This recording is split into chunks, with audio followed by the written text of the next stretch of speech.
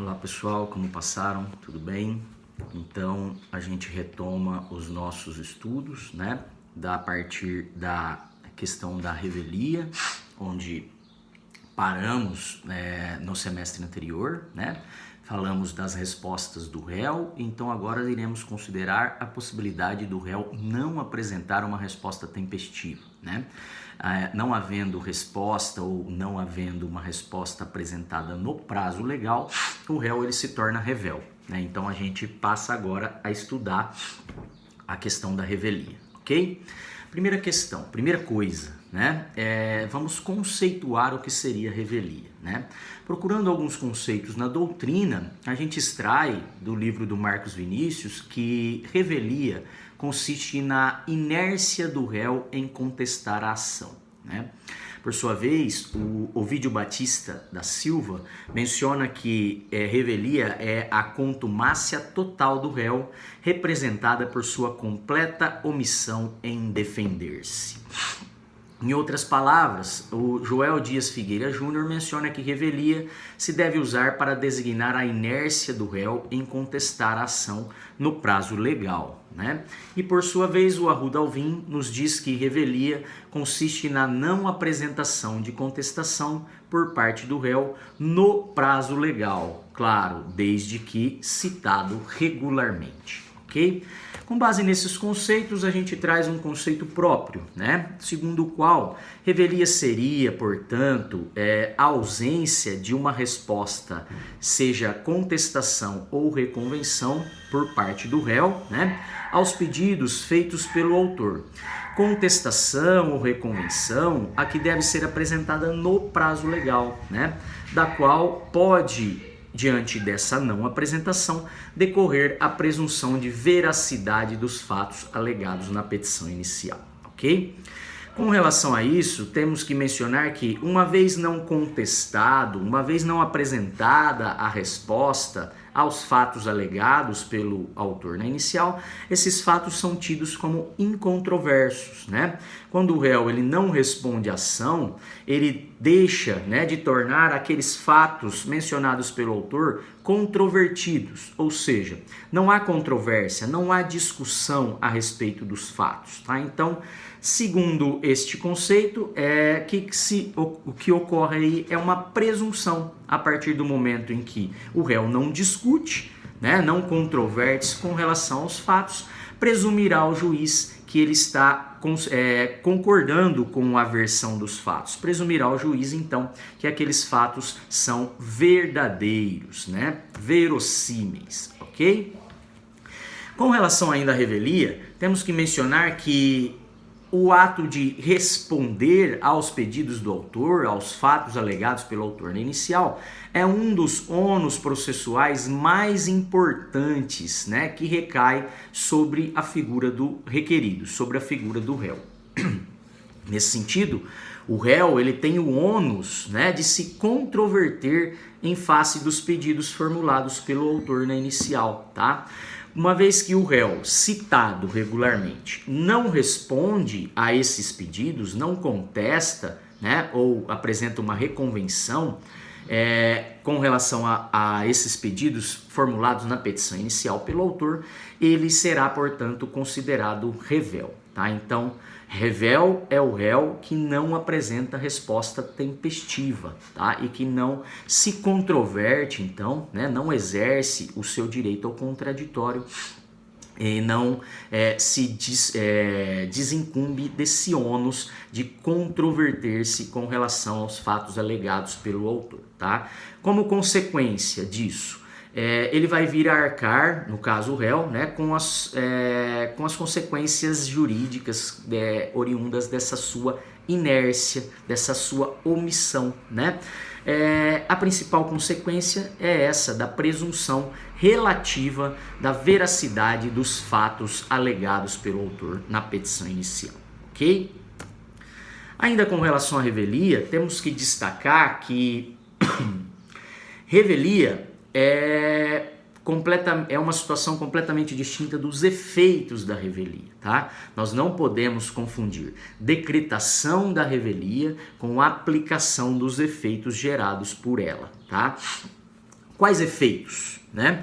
Os efeitos, eles vêm dispostos nos artigos 344 e 346 do CPC. Né? O 344 é o que fala da presunção da veracidade dos fatos alegados pelo autor e o 346 é o que fala da desnecessidade de intimação do réu revel a respeito dos atos processuais realizados, ok? Então, fazendo a leitura do dispositivo, ou melhor, desses dispositivos, né? O 344 menciona que, se o réu não contestar a ação, será considerado revel e presumir-se-ão verdadeiras as alegações de fato formuladas pelo autor. Ou seja, os fatos alegados pelo autor é que se presumirão verdadeiros, tá? Esse efeito vem encartado no 344. Já o outro efeito gerado pela revelia, pela decretação da revelia, né? Caso não haja contestação desse réu, que será considerado revel nos termos do 344, é o efeito previsto no artigo 346 caput do CPC, que dispõe da seguinte forma: os prazos contra o revel que não tenha patrono nos autos fluirão da data da publicação do ato decisório no órgão oficial. Ou seja, o réu que não apresenta contestação, ele não terá patrono constituído nos autos. Mas aquele que apresenta contestação fora do prazo legal, de maneira intempestiva, ele estará representado por seu advogado, né, que é quem irá assinar a peça de defesa, a contestação apresentada. Porém, isso não afasta a revelia, né? Porque a revelia se dá em razão da não apresentação tempestiva da resposta, ok? Então, nesse caso, o 346 diz que, não havendo advogado constituído nos autos, o prazo ele vai fluir, né, por simples publicação dos atos processuais no órgão oficial.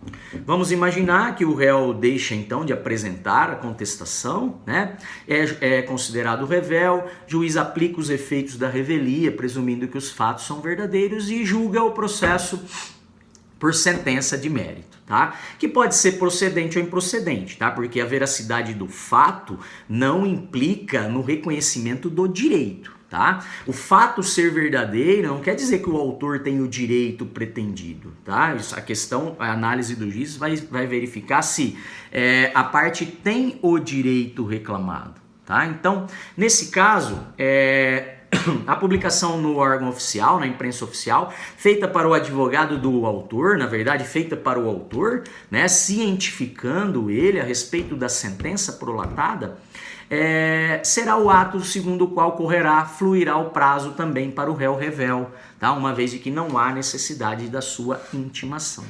Se ele tiver patrono constituído nos autos, bom, aí o nome do advogado dele, né, constituído nos autos, também será colocado na publicação que será feita na imprensa oficial, tá? Então, não havendo advogado constituído nos autos, não se faz necessário expedir um mandado de intimação pessoal para o réu, tá? Os atos processuais, as intimações dos atos processuais, elas serão feitas normalmente no órgão oficial e o prazo dele flui dessa simples publicação, tá? Em qual ele, tomando conhecimento, ele deve imediatamente ingressar nos atos, no processo, né, em tempo de praticar atos processuais que lhe cabem, ok? Beleza? Feita essa consideração, temos que mencionar que, para que haja a presunção da veracidade dos fatos alegados pelo autor na inicial, o réu ele tem que ter sido advertido dessa sanção, né? Os efeitos da revelia, eles só vão incidir se o réu for advertido de maneira expressa desta possibilidade no momento da sua citação, tá? Ou seja, deve constar do mandado, isso é requisito que a gente encontra lá nos dispositivos do 248, no 250, 257 do CPC, né? Necessariamente o mandado de citação ou a carta de citação que vai ser entregue ao réu, né, deve constar lá de maneira expressa essa advertência, tá? Então vai dizer lá que ele tem um prazo de 15 dias para contestar, né, podendo, e aí vem a advertência, caso não o faça, ser considerado revel e podendo ter presumidos os fatos alegados pelo autor contra ele, considerados verdadeiros, tá? Então, presumidos ali verdadeiros os fatos. Caso não haja essa advertência expressa no mandado de citação, na carta de citação, esse efeito não se opera contra o réu, tá? Essa presunção da veracidade das alegações fáticas feitas pelo autor não poderão ser presumidas verdadeiras, tá? Isso geralmente não ocorre, só ocorreria se houvesse uma falha, né, na confecção do mandado de citação, da carta de citação, tá? Porque normalmente, via de regra, essa advertência vem expressamente no mandado, tá? Para que possa ocorrer a revelia, para que possa serem aplicados os efeitos, ou melhor, não ocorrer a revelia, mas para que possa ser aplicados os efeitos da revelia, o réu ele tem que ser advertido explicitamente, expressamente, ok? Volto então no próximo vídeo para falar um pouquinho mais a respeito dessa questão.